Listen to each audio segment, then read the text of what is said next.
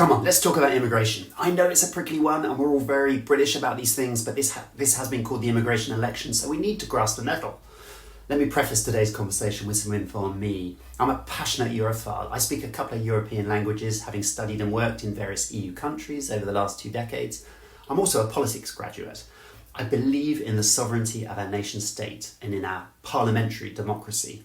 For me, central to a democratic nation is the idea that citizenship brings rights. It follows that if non-tax-paying citizens can arrive and avail themselves of those same rights, or in some cases more, then the interests of the citizens are damaged, and democracy is damaged too. This isn't racism, but it is the reason why many voters dislike unlimited immigration. We all know the figures by now: 1.2 million gross, 685,000 net in 2023, despite the Tories' promises to bring that number down to tens of thousands, at least 4 times over the last 14 years. And the problem is that whilst immigration pushes up overall GDP figures per head of population, it's a net negative. It costs more than it brings in.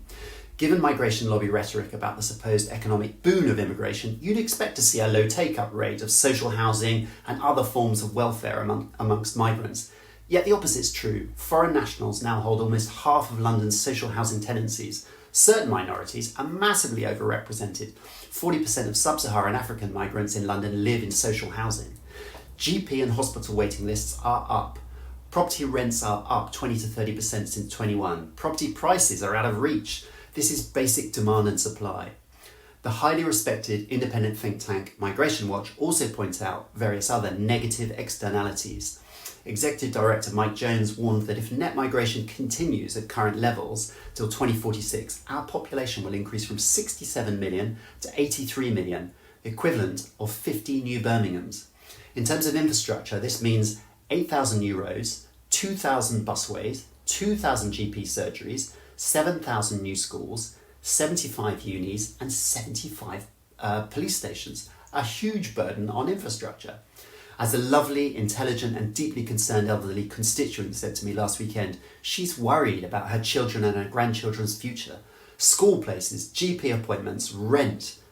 But then she felt the need to explain to me that she wasn't racist. Well, of course she's not. That's the kind of rhetoric that's just an invention of the proponents of free movement who probably buy private healthcare and send their kids to private schools. A great read on this topic, by the way, is David Goodhart's Road to Somewhere.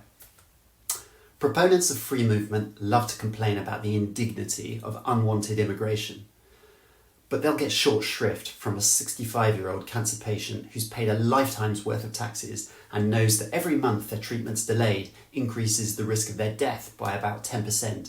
It's not an easy circle to square, but the xenophobia is a short-sighted trope and it does nothing to further the debate or solve the problem. Whilst we're talking about Labour and the Liberals, keep in mind that they want to take us back into a closer orbit with the EU. This would be a retrograde step and almost certainly require us to submit to the demands of free movement yet again. The Libs and Labour will make you poorer. Remember, being concerned about immigration is not racist. If you believe charity begins at home and is rooted in family, community, tax-paying citizenship and hard work, you're in the majority, so don't be bullied into being silent. Next on the agenda, a quick and loosely related topic you'll be pleased to hear, ECHR. My name's Graham Drage, Reform candidate in Godalming and Ash, and I'm Jeremy Hunt's recurring bad dream in the run-up to the 4th of July.